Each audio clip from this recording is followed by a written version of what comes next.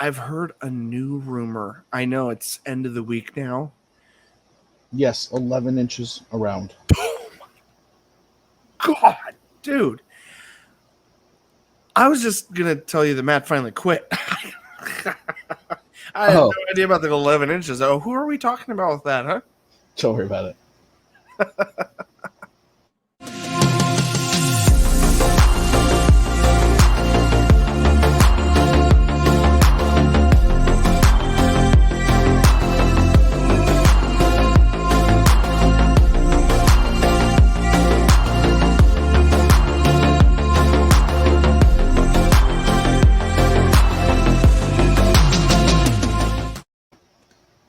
Interesting fact for you. What? Oh. Interesting fact for you. Go for it. Betty White used to be Betty Gray, but then she fought the Balrog. She would. Yeah. I have no doubt in my mind. And it's ironic you bring that up because my wife has played Lord of the Rings the last 2 days in a row, middle of the day, just popped the movies on. So I actually just saw Gandalf the Grey fight the Balrog. That is such a coincidence that you bring that up. That being said, guys, welcome to Nerdentials, your weekly dose of the nerdy essentials covering film, TV, video games, and comic books. I'm your host, Joe Tweeton, and eluding us yet again, week after week, is a lack of additional crew. However, I do have one comrade, compatriot, faithful, co-op buddy for life. I like to call him often in a lot of our gameplay videos. My partner in crime, welcome, sir, the Nick Thomas. Hey, I'm glad to be here. I'm slapping in that round of applause again because I think it's deserving, and maybe we'll give you a plaque after like the 5th time in a row or something. You know, like a kill-tacular or killing spree. One of those. And then when I don't show up, just combo breaker. Yeah, well, let's try to prevent that. We want to get you a nice, good winning streak here. But all joking aside, friends, I'm actually pretty excited on this lovely Friday.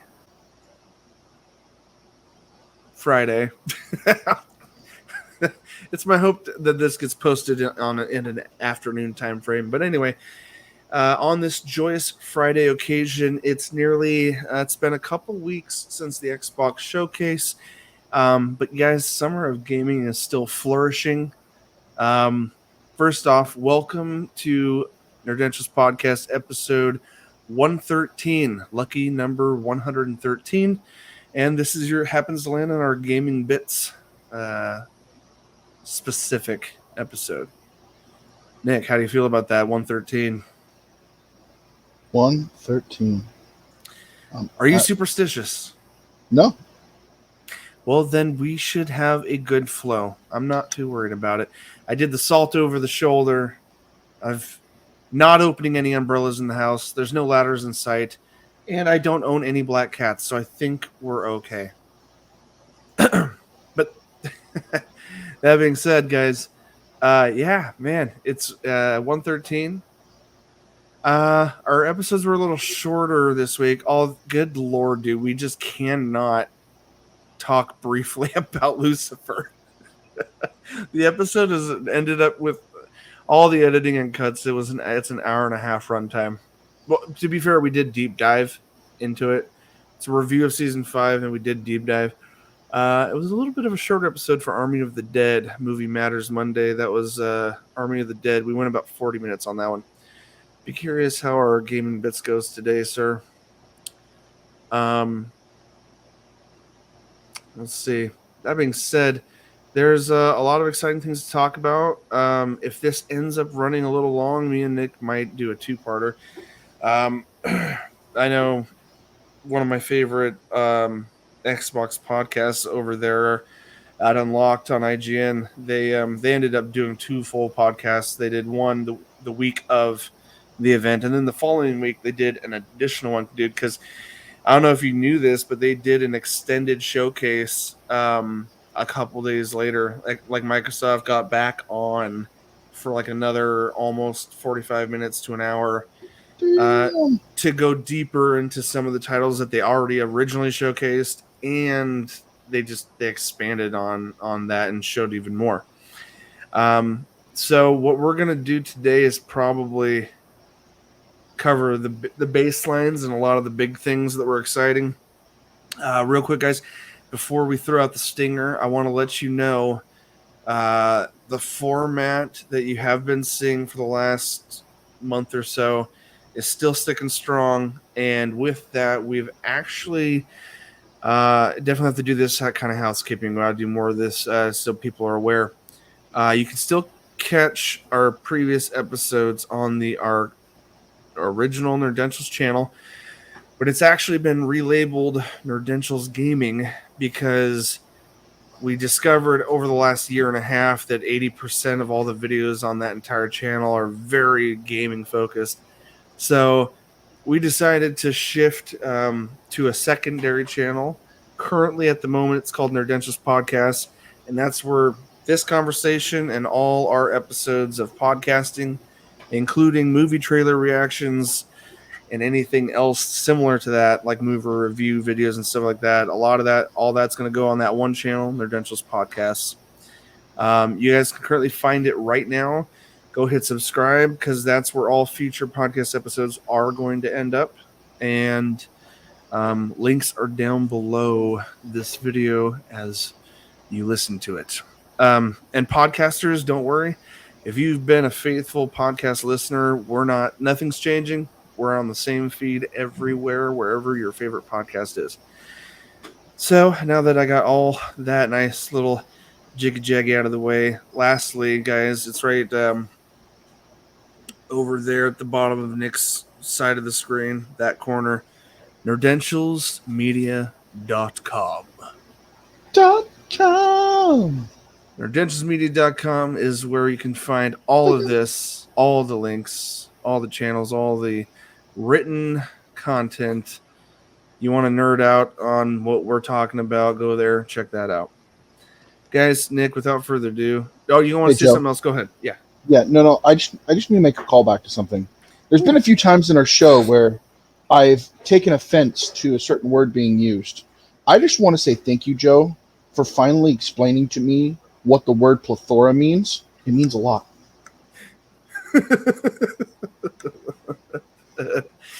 Yes. Not something that you need to go to the doctor for. Oh, okay. Yeah. Glad we cleared that up. Well, guys, I think we done catching up and need to start diving into some stuff. So, without further ado, guys, let's jump into gaming bits.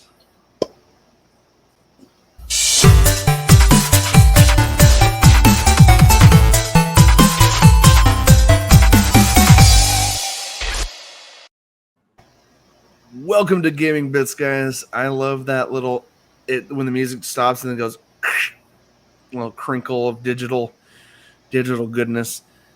Guys, it's official.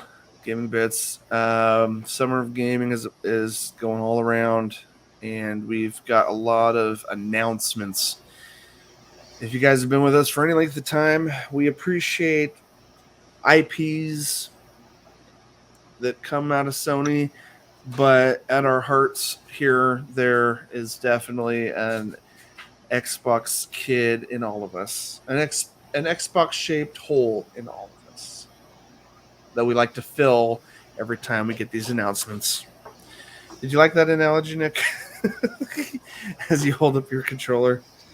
And it is kind of a coincidence that our gaming bits topics and everything are green colored. That actually was not intentional to necessarily align with our fandom of Xbox, but it's a happy coincidence. I'll put it that way. So I will have a couple things to do here. But let me get. Sorry, man. I thought I had it pulled out, and I don't yet. I gotta have the Mambo Jumbo notes. And no, we're not gonna Well, go deep into everything, but well, it's while he's trying to dive into some notes, guys, we tried out Dungeons and Dragons Dark Alliance. Make sure you check yes. out that video. Link below. Link below. We did. We actually got a full crew for that one too. That was a lot of fun. Uh, 2 additional friends.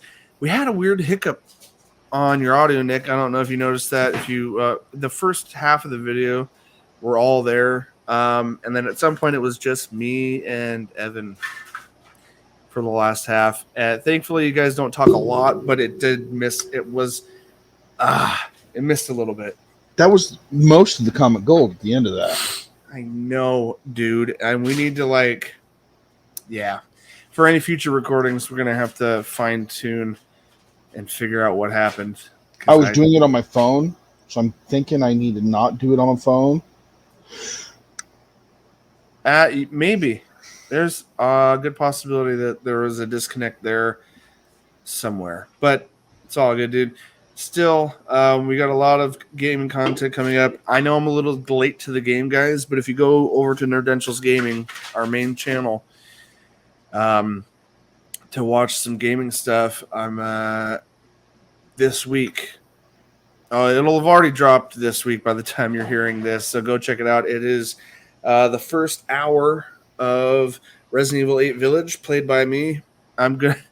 There's gonna be some fun shorts pulled out of that one, dude. Some of my funniest, best freakouts, and I'm gonna continue playing the series all the way through.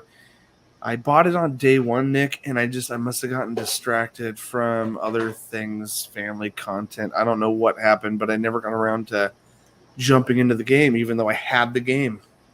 I have it too. I played it 4 times. I know, yeah. You and Ryan have both gone through it multiple times. It's very I'm ashamed of myself, is all I'm saying. Because the game only gets funner when you have unlimited bullets for the AR. Oh, I know. That's one of the best things about Resident Evil games. And then the last time going through the game, I just played with the trigger button down the entire time. Just. I want to know what that feels like. Okay, dude. Xbox and Bethesda Games E3 2021 showcase. First off, I want to get into some initial thoughts prior to going into this. The fact that Bethesda / ZeniMax was one of the biggest purchases Microsoft made out of all the acquisitions it made over the last 2 years. It was the biggest piece of news last year when that happened, and I thought that was really cool because Bethesda on its own has always been a really big game publishing entity, and the fact that it was acquired by Xbox is mostly what made it a huge deal.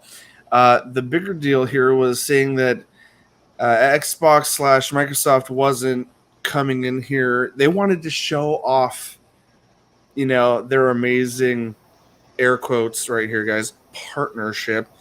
I mean, brass tacks here, Microsoft owns their asses at this point. But they are definitely treating them like a partnership because they're a very large professional publishing group that has put out a lot. Xbox was definitely flexing some muscle here by putting their name in the title with the banner for this E3 Xbox showcase, because they literally wrote Xbox and Bethesda, and I'll post a picture right now. Boom, there it is. They were definitely flexing. They were, right, Nick? We're gonna get into their first announcement here in a second.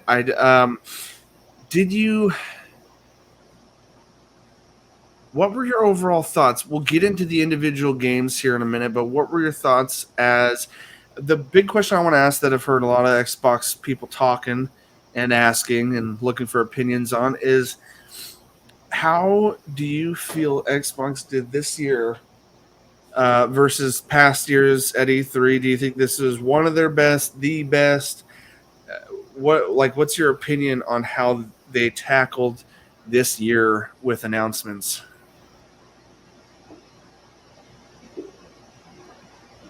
It was pretty typical, actually. Just typical? Oh, okay. Let me give you some context. What I'm trying to what I'm fishing for in an opinion out of you is um, based. Yes, typical as in like the format, how they talked to us. You know, the typical. Oh, we're excited for this, we're excited for that, and they want to bring us in. It's about the gaming. It's about the gamers. Yeah, that's all very yes by the numbers Xbox, but in context of exclusivities, IPs, like the level of the wow moments. How does this rank to previous years over the last 20 years? Because Xbox is 20 years old now this year. So years where you were like, oh my God, for an announcement you heard. How does this one stack to previous years for you? Um, Does that make sense what I'm asking? yeah, no, this one made a shift a little bit because for the longest time there was this competition going on between two of our big console providers. Yeah. And quite literally, the shift was so apparent this year that Xbox just kind of said, guess what? We're not playing your game anymore. Absolutely. So we'll get into that. We'll definitely talk that out a little bit more. But so where does this rank at? Like, is it one of their better, or would you almost call it one of their best ones in the last 20 years? It's up there. Way up there. Yeah. For me, dude, I'm on the same page. I'm going to say Xbox has had some amazing E3 years, some amazing announcements in the past. But like you said, I wanna echo what you said. The shift was noticeable this year for them, and that whole console wars that has been raging for the last 30 plus years was apparent in the last few years, and now more so than ever. You're right, dude. That whole Phil Spencer has always been the president at Xbox. Has always been very diplomatic with how he is on social media. He's always been super friendly as possible, even towards Sony. Like we've seen it over and over again. Prior to this year, is what is the context I want to give our listeners. He is still diplomatic and still keeps that composed. He's about the gamers, and he doesn't focus too often on bashing. He doesn't do that very often. But when he does, it makes the fans of Xbox go, oh, snap. No, he didn't. It makes you go, wow.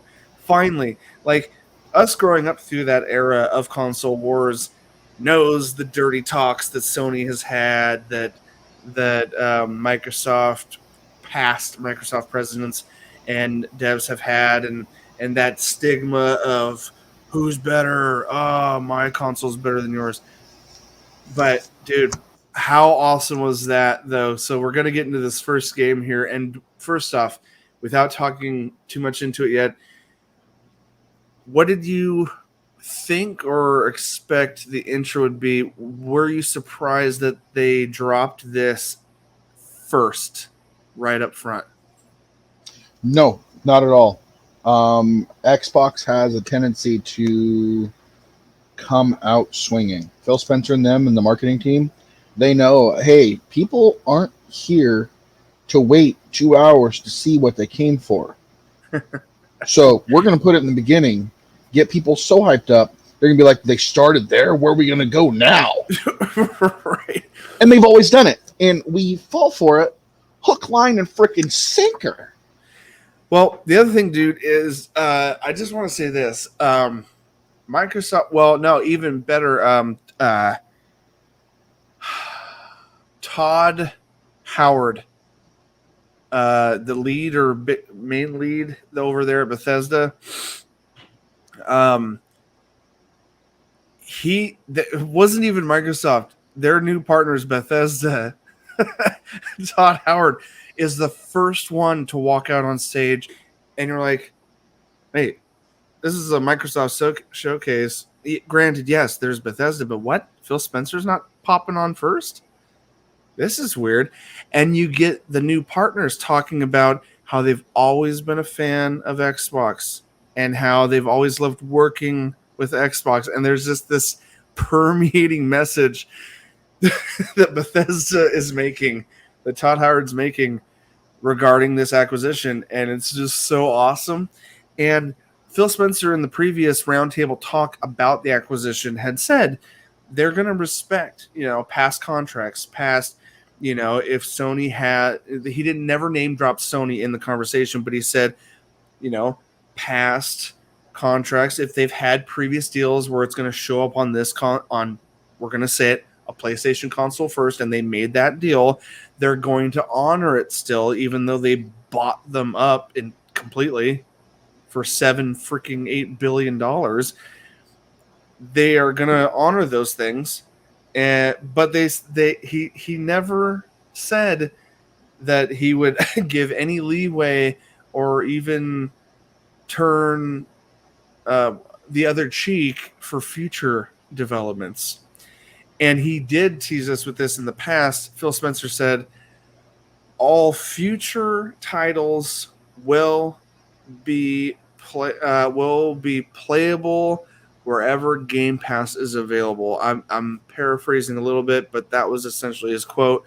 We've talked about it before on Gaming Bits here, and we knew what that meant. We knew that Phil, having acquired someone as big as ZeniMax Media and Bethesda, wasn't going to hold back when he needed to. And the fact that Sony has kept playing dirty up until now, this showcase was their time to pull the trigger and be like, okay, now what, Sony?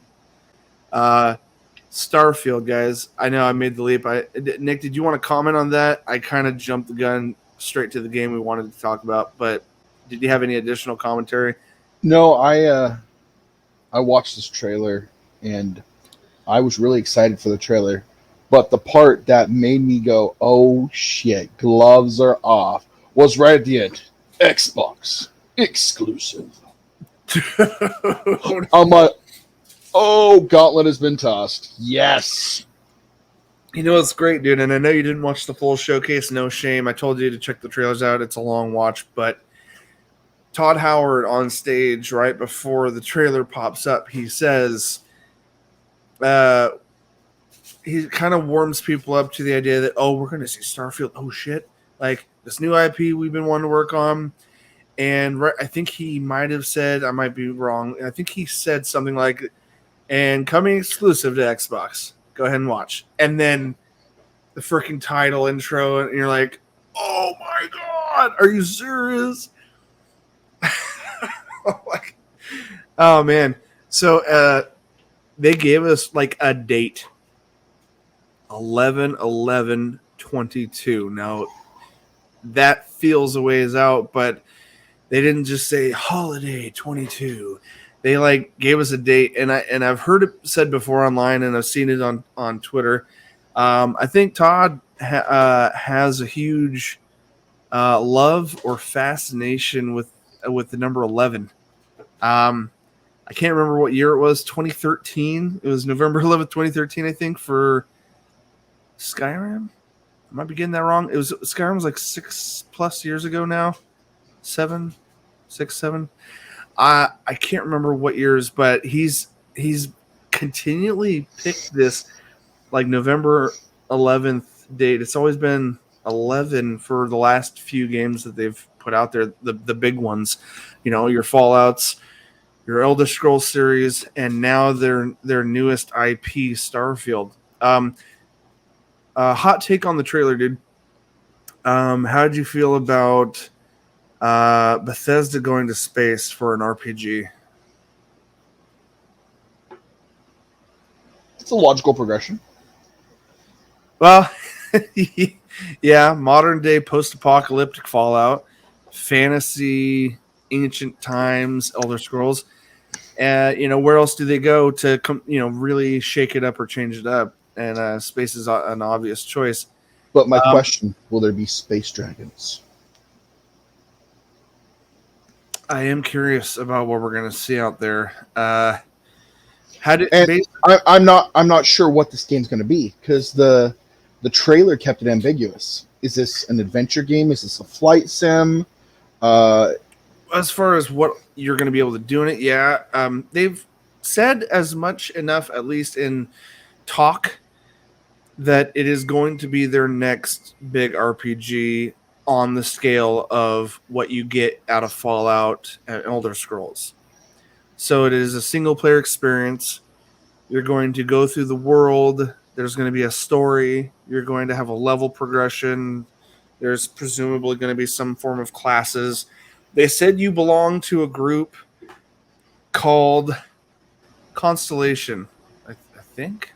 Shoot. But you're going to be involved. You're part of this group of explorers, whatever that means. And so I was wondering, Fallout and Elder Scrolls all have really unique feels to them. Uh, but what I saw in the trailer, dude, personally, I think I feel pretty safe in the idea that we're going to get a very unique setting. Yes, I know space by in itself is unique and separate from everything they've done, but as far as like what makes Fallout, you've got a lot of that steampunk genre feel to it. There's a very specific aesthetic, and then same thing with all Elder Scroll games. It's very fantasy, very medieval. That in itself has a very specific feel to it, and I actually have some quotes here from Todd Howard on yeah, the game. go ahead, read them off. Yeah, Todd Howard said Starfield is like Skyrim in space and will feature factions with constellations, a group of human explorers being the main one. It's like NASA meets Indiana Jones meets the League of Extraordinary Gentlemen, a group of people that are still searching for answers. He said there's a lot of factions in the game, but Constellation is the main one that it'll become part of. It's kind of the Skyrim. Constellation, yeah, that's what I was trying to think of. It's kind of like Skyrim in terms of structure and in terms of the structure of the game, where you're going to be who you want to be, and then there's different factions that you can join and really carve out your own path. Yeah, this sounds a lot like Morrowind and a little bit of Oblivion, where the more you do something, the more you level up and improve in that activity, whatever that is. And of course, all of those games, including Skyrim, had factions, very heavily.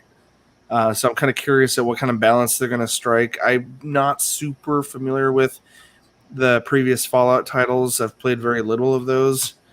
As far as what the mechanics are that they've used. But dude, more than anything though, the two biggest takeaways here is Xbox exclusive and day one on Game Pass. That was one of the biggest things that kept permeating this whole showcase. Is they were showing over 30, 33 something titles, and 27 of them were going to be day one Game Pass availability. That again, dude, just continues to blow my mind at the value of the Game Pass subscription service, dude. Not to mention the cloud gaming by the end of this year going full bore. They finally acquired iOS with Apple. They've already been on Android, and they finally got the Apple market, which is going into beta right now during the summer. And by fall, dude, xCloud gaming is going to go full bore everywhere. Starfield, it's exciting. Look forward to it. We have a set date, but we got a whole year and a half to wait. Well, yeah, a year and a third. A year and a third to wait. I think it'll be worth it. It'll be fun. Next up, I don't have much history with the Stalker game. So I hope you have some past with it. Stalker 2, we didn't know the full title until this release, but it says Stalker 2 Heart of Chernobyl. And we're like, oh, snap. So first thing up, it's an Xbox PC launch exclusive. It'll eventually come out on PlayStation and other places. Comes out April 28th of 22 next year, so spring next year. And day one on Game Pass yet again. Another big title straight on Game Pass. What are your thoughts about Stalker, Nick? Have you played the first one? I'm guessing you have. I haven't, unfortunately. It's really good, actually. For those that don't know what Stalker stands for, scavenger, trespassers, adventures, loners, killers, explorers, and robbers. Ooh. So give us a little spiel about what Stalker is as a game. Because we saw the trailer for Stalker 2, obviously. Stalker is a first-person shooter, survival horror game that are set in the area surrounding that of the Chernobyl incident. The disaster site around there. Yeah, nuclear power plant that went up in full radiation. It's a very radioactive, completely abandoned nuclear warehouse now. And on a side note, if you guys want to watch a really good depiction of what happened there at Chernobyl, there is a 5 or 6 episode miniseries on HBO Max. Yeah, there was. I think HBO Max. Yeah. There was 3 games before this: Stalker: Shadow of Chernobyl, Stalker: Clear Sky, and Stalker: Call of Pripyat. Oh, interesting. What did those games take us through? Obviously, a lot of it's all based around this Chernobyl. Yeah, it's all based around that. The first game, it's a survival horror. In all aspects, survival horror shooter. You start as an amnesiac with can't remember crap, and everyone's calling you the marked one. Ooh. Yeah. It. I love the trailer because I remember the trailer vividly. We saw a lot going on in the full trailer of this. The cool thing about these games is they have multiple endings. Okay, that's something based on what you do. So you can go through, and depending on what things you do, your ending will change. I think the first one had 7 endings. Wow. That you're possible to get. Hey, you know what? That's mildly ironic because the word stalker is 7 letters, so it would make sense if it did, based on what you told us. Dude, okay, so where are you going to play this? Because I know you have a PC. Are you going to Xbox it up, or are you going to go PC? It's a first-person shooter, survival horror. My go-to is always my Xbox for that. Those type of games I would play on that. Okay. No, yeah, you do a lot more of that because I realize the top-down RTS style games are more your what you go to PC for. Yeah. But I don't know, dude. Well, that's a whole nother discussion. Just on a side note, I desperately want to get a gaming PC in the next year. Not because I can't get, partially because I can't get a hold of an X Series X. But I'm still going to get a Series X no matter what. But a gaming PC, Windows-based gaming PC, is definitely in my desire cards for the next year, because aside from the fact that you've already got Game Pass Ultimate, which offers a huge 80%, 90% of everything that comes out is also on PC already. You've also got things like Steam, and I have a computer for editing, but I've always had a Mac. It's really old. I love Macs when it comes to media editing and stuff, but there is still a huge limitation on what they offer for Mac-based gaming. There is some out there, but I've slowly become an advocate for going Windows PC just because there's already a mass market to gamers that have that. It's all there. Steam, Epic Store, all that. It's all PC, and the fact that Game Pass has a PC division doesn't make me run away. It does not make me not want to get an Xbox. I will get a Series X because I'm still a fan of sitting on the couch with my controller. But as a YouTube gamer, I definitely see a value in getting a gaming PC in the future. Which you can also, guess what? Series X controllers are Bluetooth compatible with PC anyway. So there is that option in the future. The very next thing they revealed, which is just, dude, this is kind of what I want to talk about right now. Not much to say if you guys already know if you guys are already fans of the Left 4 Dead video game that was literally Left 4 Dead a long time ago. We got no sequels to it. Co-op, split screen, 4-player zombie shooter. It had character, it had pizzazz, it had a unique style to it. It had comedy with the character banter, and you could team up with 4 buddies or have 3 AIs. Like, you didn't have to. You could go in solo and the rest would be AI, but it was best with friends. And long have Xbox fans wishfully hoped that series would come back. And we have the official spiritual successor to Left 4 Dead. I believe this is the same group. It's Turtle Rock Studios that's working on this one. Back 4 Blood is the literal. I think it's probably more of a spiritual sequel, regardless, because you're playing as completely new characters in this. But it brings back the classic 4-player co-op zombie shooter.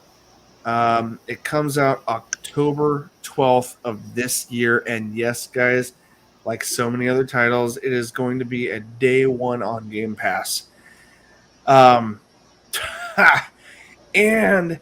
it's got additional multiplayer modes that were not common or even thought of in the first game. You're going to be able to play PvP, player versus player, as either humans versus humans, zombies versus zombies, or humans versus zombies. Any combination of these, there's a whole bunch of battle modes, dude. All right, I give the whole spiel. What are your feelings on Back 4 Blood, man? It looks intense. Fun, maybe. Yeah, Hopefully. yeah. I think it's gonna be a ride. I've always liked Turtle Rock. They do good stuff. And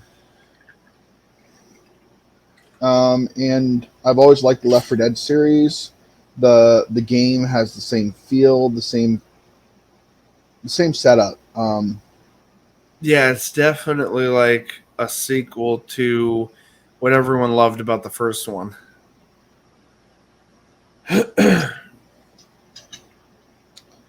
Yeah, but this one looks a little bit more hectic. Definitely. And am I wrong? I feel like that the multiplayer, like you could play as a zombie, is new for this, because I don't think you could do that in the first one. Could you? I don't think you could. I don't think so. I think that's what was exciting about this, is that was a whole new feature of, well, because Left 4 Dead by itself was a co-op of 4 friends teaming up against the onslaught plot of a zombie apocalypse. And I'm pretty sure, almost positive, there was never a point in that game where you could ever actually play as any of the zombies. It was always meant to just be a 4-player co-op mayhem, like a wild fun ride. And I think that was one of the big parts of the showcase here. Yeah. But listeners, feel free to correct us in the comments down below on YouTube if you guys are watching us on YouTube. I don't mind that. Anything else you want to add to this? No. All right, let's move on. One little thing I wanted to add in here that I thought was cool. the Sea of Thieves expansion that came out already by the time you hear this episode. We're a little late to talking about this, but a Pirate's Life expansion, complete free update, June 22nd is when it happened, and we're recording this on June. Well, this is a whole week and a half later. But it's got Davy Jones, the Black Pearl. It's got freaking Jack Sparrow. And I just wanted to be brief about this. Our friend, our nerd host, Matt, already has it and has been playing it. That's kind of been his go-to right now in his off hours of not working. And the trailer was fun. Listening to the voice of freaking Johnny Depp. Sorry, there we go. It came to me right at that moment. Johnny Depp, Jack Sparrow. One of his most memorable characters that he's ever done in the last decade at least. I'm excited to see how that fares, and we'll have to get Matt's opinions next time around when he pops back on here, since he will have played that. Last little quick note I wanted to throw out that I've played the series. I've done some player pass videos on the remakes of the prequel, the first one, and I even did the first 3 hours of the 7th title in the Yakuza series.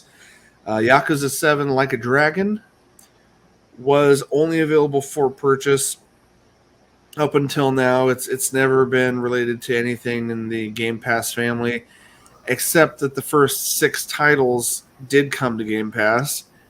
And then the huge announcement, if you're a Yakuza fan, number 7, which was brand new only barely a year ago, is now fully accessible. The entire saga of 1 through 7, they're really deep RPGs. They're very over the top. They're very action oriented, Japanese-based stories. They're fun, but dude, you could lose 200 hours in any given one of them because of all the side games and side quests. So I didn't want to say anything more about that. For me, I wanted to mention it because I had some personal experience with it, and that just makes me excited for anyone else that's a fan. It just adds that one additional little value point to anyone with Game Pass. All right, dude. Next up, real quick, I want to talk about, and tell me, do you recall, I know you had nothing to, did you have anything to say about that? I didn't think you were a Yakuza fan at all. Not really. Okay, that's perfectly fine, dude. I just wanted to mention it. Battlefield 2042 comes out October 22nd by DICE and boasting 128 players of Mayhem. Real curious to see future developments on that. Battlefield has always been kind of a cool series. Yeah, stay tuned, guys. We'll dive in more if there's more interesting developments. I think the biggest highlight here was that I heard 128 players were going to be an option. It's almost like a freaking MMO or something here, but in first-person shooter form. But moving on, I know I'm blazing through those last 2 guys. Those were just kind of hot. Fine. I'm just letting our listeners know those were just meant to be hot mentions. But this next one is hot mentions. Nick, did you get a chance to watch the small, quaint little trailer called 12 Minutes? I did not. But I can remedy that. Yeah, we can hard cut. I'll give you a second to watch it. I'll describe it while you're looking that up. You can mute yourself, and I'll just talk our audience through it, and then you can reconvene after you've watched it. Guys, 12 Minutes comes out August 19th of this year. So after you've seen the trailer, guys, I'll show some footage right now while we're watching this. It's by Annapurna Interactive. Console launch exclusive, so Xbox is going to get first dibs on this.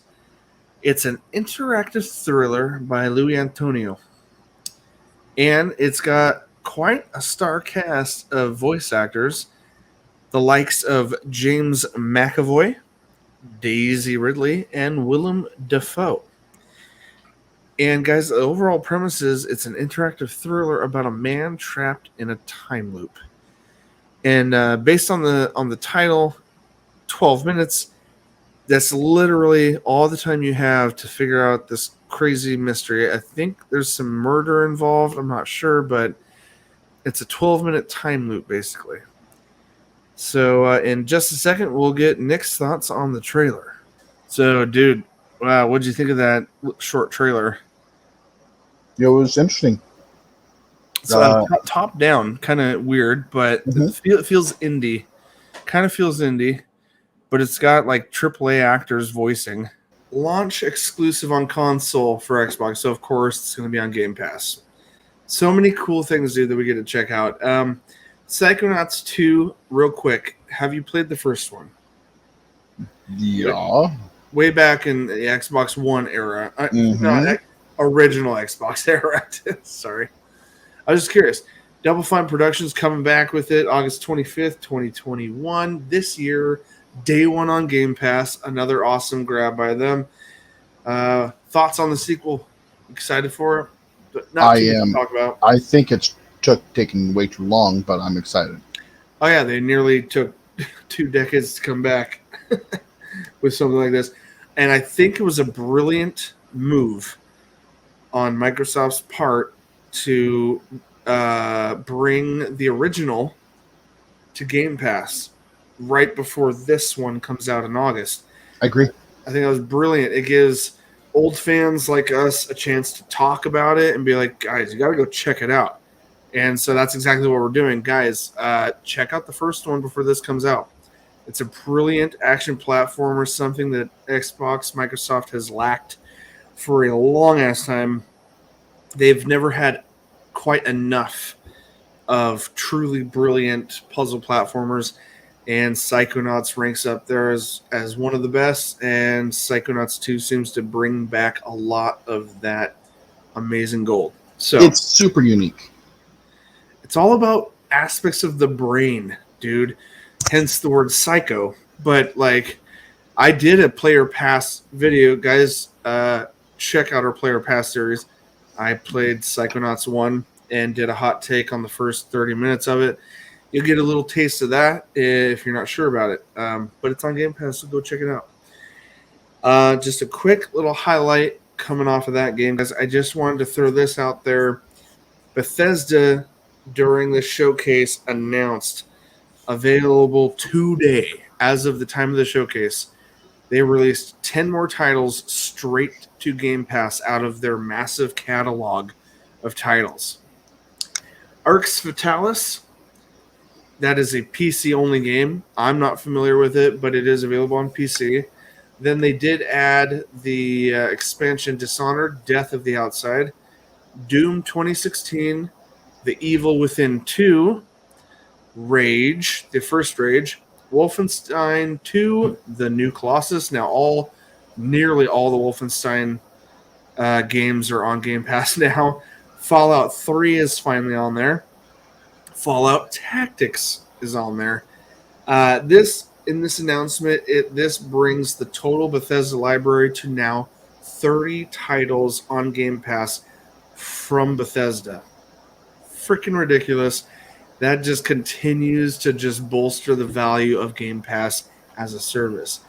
A couple last side notes here. They said that Doom Eternal, full playthrough available on our Nerdentials gaming channel. I did the full playthrough of that. It's getting a free Series X optimized update on June 29th. That's literally a couple days ago by the time you're listening to this, with 60 FPS with ray tracing and a 4K mode option. So you can go for performance or insane fidelity on your Xbox Series X. Couple quick hitters that we're not going to talk about. These are just like I wanted to get them out there. Fallout 76 had an insane rough launch. That's the MMO that Bethesda tried making out of the Fallout series. They've done leaps and bounds to improve it, and they are coming out with Fallout 76 Steel Rain. Comes out July 7th. It is a free expansion to all Fallout 76 players. So if you already have Fallout 76 this expansion completely free. Then they even announced in 2022 that another expansion entitled Fallout 76 Expeditions, the PITT. Hey guys, I don't know a lot about Fallout 76. I've not put any time in. I know a few of my comrades, nerds in arms, have jumped into this game. I remember some past hosts put some time in, told me how buggy it was. We're really sad about it, but I'm really impressed that Bethesda has stuck their guns to and continue to try to improve it. I don't think it's completely where people want it to be, but it's moving in a very positive direction, and that's good for everyone. Yeah, at least they didn't pull the plug like Anthem. Dude, I know. I mean, people were bitter when it first came out, and it's, oh my god, it's such a tragic announcement that has nothing to do with our showcase today, guys. But it's just that's a bit some bitter feelings about that. We'll probably bring that up in a later episode. Additional announcements. Elder Scrolls Online, that's been flourishing for quite some time, and they officially announced that they've exceeded 18 million players. Dude, I know a few. I want to give a shout out to a couple of our friends out there. Gamer tags Diabito and Brehan himself, Dr. Brehan. He's been on a Destiny episode with us recently. We're going to try to get him back on in some future podcasts. That gentleman is hardcore Destiny, but in his off moments when he doesn't have anyone in particular to play Destiny with, he hops in there with another guy and plays quite a bit of Elder Scrolls Online lately. But just wanted to shout those guys out. And on a side note, the 18 million player base, dude, that is borderlining the peak of what World of Warcraft got to.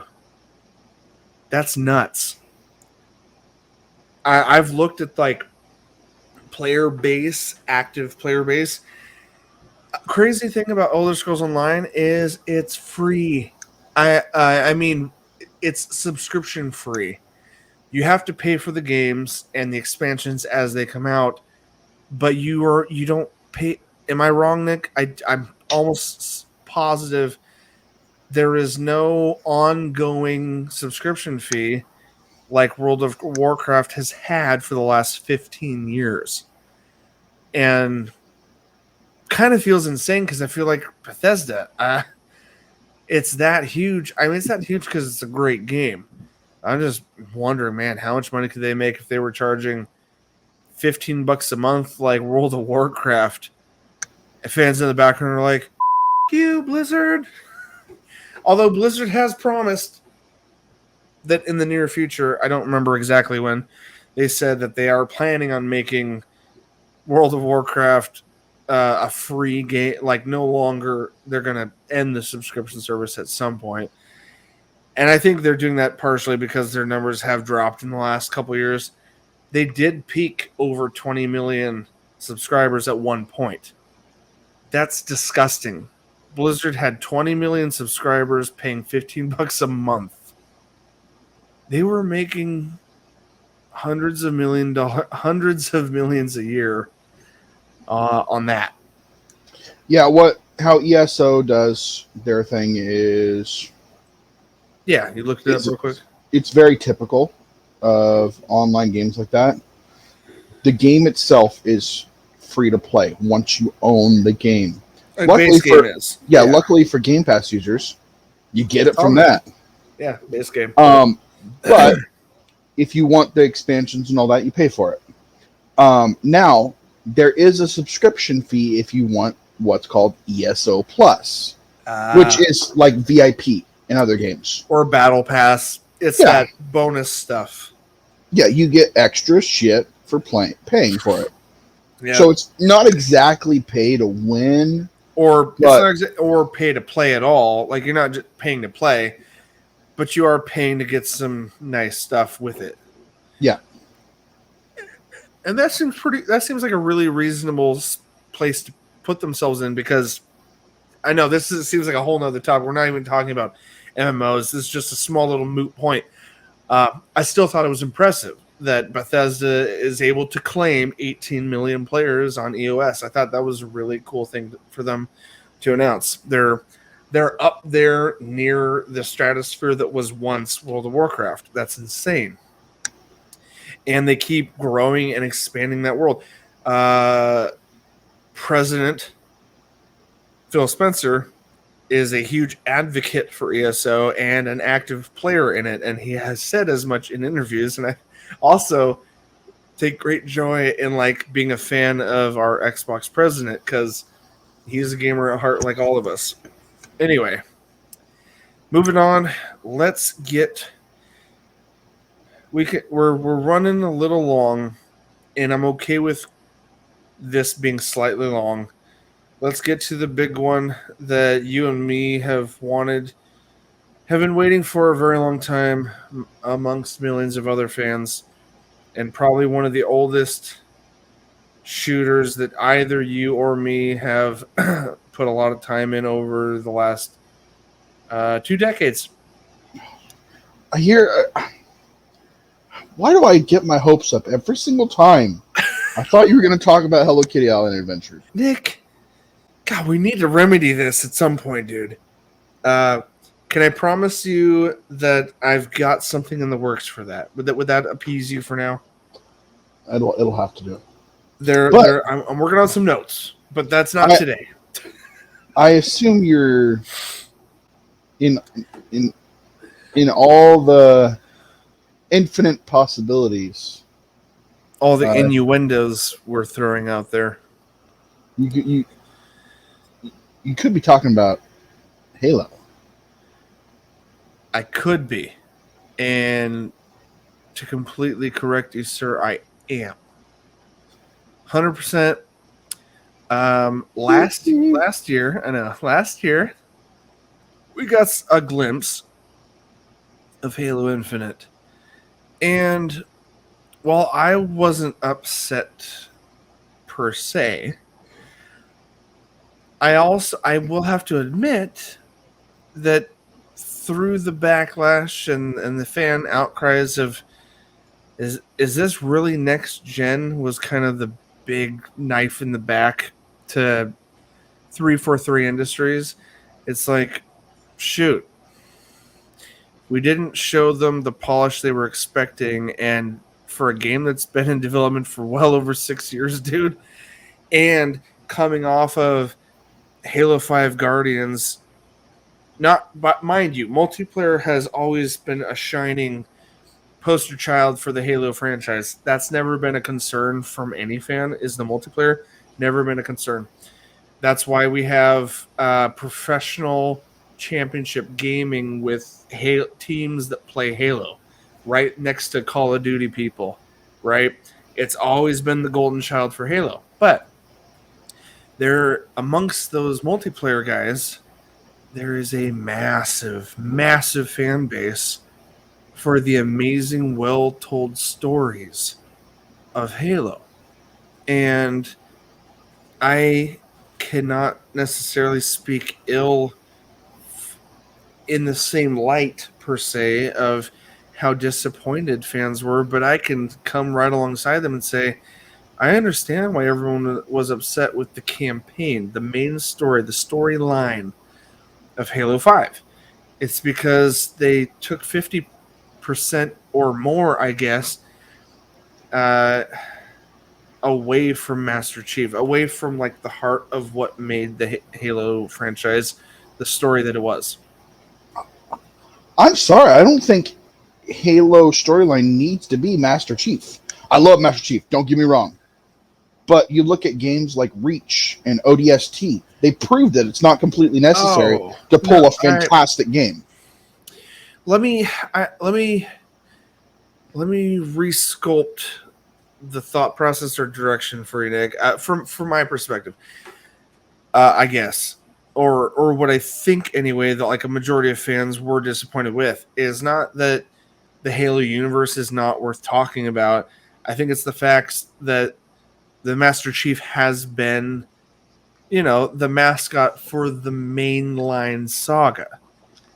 Because we came off of an amazing trilogy, 1 through 3. We had the ODST spinoff, and yes, a prequel called Reach. And all of those were cool, but they all resulted in leading us back to the star-studded mascot of the saga. It's like, forgive me if this is a poor example, but it's like saying Luke Skywalker is not important in the third film, Return of the Jedi, of the original series. I'm trying to convey the feelings that I think the fan base was feeling when they pulled away from Master Chief in number 5, because it was the second trilogy. We had the first one, 1 through 3. We already ended that. Oh, guess what? A whole new saga, and we're hoping that 6 is going to be this epic finale. And a lot of people knew Master Chief's journey into number 6 was probably going to be his final journey. Microsoft and 343 Industries have said as much in the past, that this trilogy of Master Chief is going to kind of be the cap to his personal story, and which leaves us room for, like, if they do an amazing job with this, it will lead to future amazing Halo games, because the name Halo doesn't mean Master Chief or John or 117. Halo is about the universe and, mankind and the Covenant and all that. The Forerunners. I don't know about you, but I'm waiting for the Halo Online. You're not wrong, and I think they're one step closer to that, dude. I'm going to use you, sir, as a nice little segue into the second half of this. So, we'll talk about our feelings here in a minute. They gave us a nice, sweet little touching, connective story where they showcased Master Chief and a Cortana that's seemingly been reset. And there's this emotional moment where she was supposed to be reset or deleted, but she wasn't. Dun, dun, dun. Like, oh, shit. And there's kind of like this unspoken love story between the AI, Cortana, and Master Chief. And there's tons of fandom and thoughts and theories about that. But the thing that warmed every fan's heart was the excitement that the main campaign was coming back with a little more focus. Mind you, this is number 6. This is potentially, from what we heard and know, is the cap to the Master Chief's personal story. Possibly. It's a very good chance that was what fans were expecting, being that this is the third title out of the second trilogy of games. This is number 6. Even though it doesn't say 6, but with the title Infinite, they're also kind of playing into what the future of Halo multiplayer was going to be. And when you said MMO, although not an RPG, this is kind of one step closer to whatever the future of this multiplayer is. Free to play, separate, releasing at the same time as the campaign. It's all part of the same release date. But and to be honest, if you don't have Game Pass, you're an idiot, because all of this is free. from a Game Pass holder's perspective, the campaign and multiplayer are going to be on Game Pass day one. So if you are paying $10-15 a month for Game Pass, you are getting all of Halo Infinite for free. But if you're not a Game Pass holder, you don't care about the campaign, you don't even want to touch it, and you, for some crazy reason, don't have Game Pass, the multiplayer is going to be completely free to play for all console and PC players, and they've boasted this massive craziness of a completely unlocked 120 frames FPS. Now, granted, maybe not 4K, and if you have a beast of a machine, maybe you can pull that off. It will have 4K support, obviously, in the game. But for multiplayer, dude, 120 FPS, free-to-play multiplayer. We've already talked about what we hope for the campaign. Let's just cap this discussion on Halo by saying, Nick, What excited you the most? Did you see the multiplayer reel? Even just the trailer? I believe you did. I can name one thing right off the back immediately that's kind of, in my opinion, a game changer in a way that we didn't expect. Like, the big thing they kept saying in all the talks, the devs talking, we wanted to maintain the feel of classic Halo multiplayer, and we wanted to bring in new ideas that still felt classically Halo multiplayer. There is one new feature that we saw in all the trailers that is 100% in multiplayer. What are your thoughts on it? Tell me you know what I'm talking about. Um, as soon as I saw that damn hook shot, I said, "Take all my money."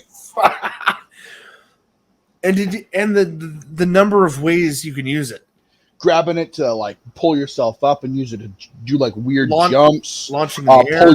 Pull yourself to someone to finish an attack. Pull weapons to you. Pull items to you. Pull the wind to you. Yeah, Dude, this is something. Okay, next to the sword launching attack, energy sword. mm-hmm.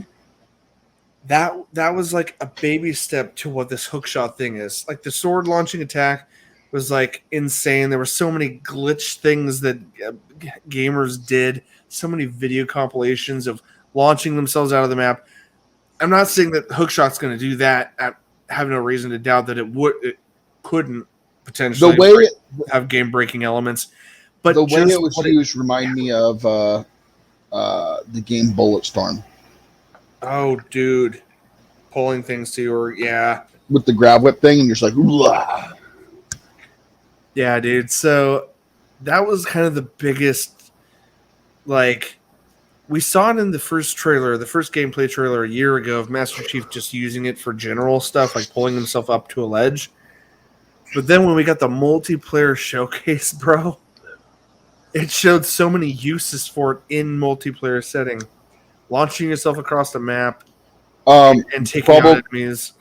Probably my favorite use of it was him using it to hijack a Banshee. That was sexy. Dude, like, if the Banshee was close enough to you, swooping down, and you jumped into the air, you could pull it off. But like this gives you so many more opportunities to do that, because they just gotta get close enough to you for your. And you gotta be a good enough aim to go. As it's flying by you, and then you have to. I'm imagining hit. You're hooking to it, pulling yourself to it, but then you gotta be quick with that. Hijacking button. Like, Spider Chief does whatever Spider Chief can. Dude, the memes. Does he swing from? Hey, real cool question. How do you feel about it, Spider Chief? How do you feel about? First off, we got a very pinpointed release time. Holiday, it said, 2021. So this year, it's coming this year. Merry Christmas to me. I've heard. And all of you. I've heard. I want to quote the source. Ryan McCaffrey from Podcast Unlocked made this statement about it. He said, he has a really strong feeling that they're shooting for possibly an October release, and that they haven't announced a specific date yet, because if they need an extra week or two for some final polish, they have the room and opportunity to then push it to November. Does that kind of float in your mind space as some possibilities? Like, it's holiday 2021 is the last 3 months of the year, no matter what. Like, we know that. Do you suspect probably? I'm gonna guess November, no matter what. Most Halo releases have been in November, so I would assume. I'm thinking we can look forward to that right, before Christmas for sure. Is All it right. weird that I got a strange boner talking about this? No, dude, and hopefully our listeners know us well enough to know that that is not an uncommon statement or joke. Joking aside, um, Yeah, we were totally joking. final thoughts, Nick, without yawning. Jokes, joking. You can yawn. It'd be easier if you didn't talk about yawning. Sorry. Well, hey, to be fair, I'm not yawning myself, so you can't say yawning is contagious. You know what I mean? Which it is, but I'm really wired right now for some reason. So, yeah, we can keep going on, just you and me. But real quick, what are your overall hopes or thoughts on the campaign and the multiplayer for Halo? Just as a final thought on it before we, I think it's good to. We're gonna have to wrap up, guys. We'll come back. But I hope they get back deep into the Forerunner mythos that they dove into in fourth. I felt like they kind of just like woo, going into fifth. mm-hmm. It was good to see a new villain, and I know we saw them a little bit here and there, but it just didn't feel like they were going as deep into that whole thing.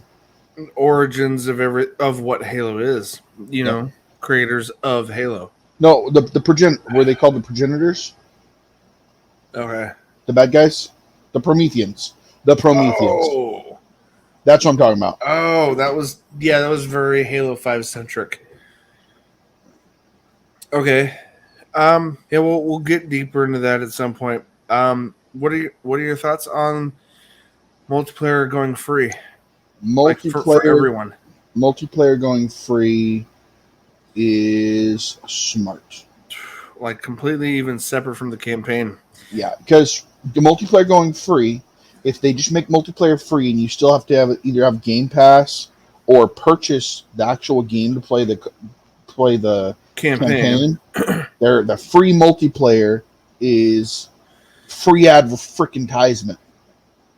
It's advertisement for the franchise itself, but also, dude, that just opens up the floodgates for how many people are going to be willing to just try multiplayer out if they never have before.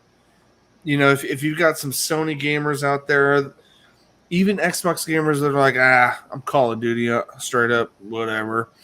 Guess what? You don't have to pay a dime just to try it out. So there may be some wayfarers out there that are hardcore, screw Halo. I don't care. But, like, how much more inviting is it if it's 100% free? Also, I think the biggest plus to it being free is how much faster, hopefully. I mean, matchmaking has always been really good with Halo. How much faster will matchmaking be if the player base is that much bigger because it's free?